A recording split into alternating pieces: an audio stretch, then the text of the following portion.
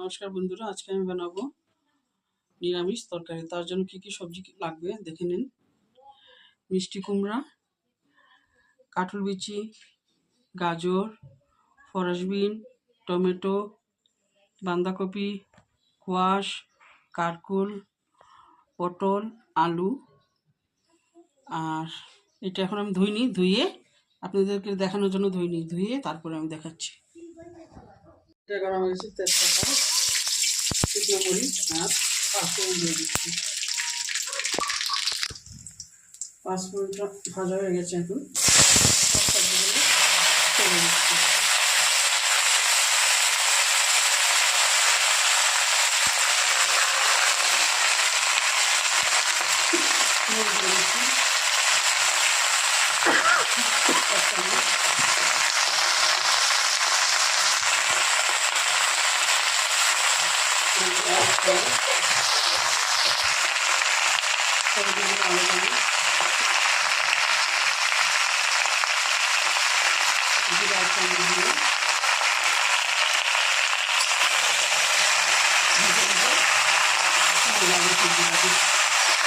বাটা কাঁচা লঙ্কা দিয়ে আরো কষাবো।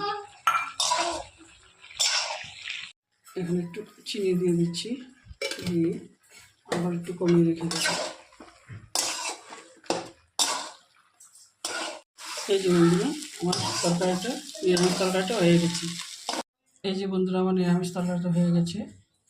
ভালো লাগলে অবশ্যই কমেন্ট করবেন। আর এটা ভাত, রুটি, পরোটা সবার সঙ্গে খাওয়া যায়। Thank you.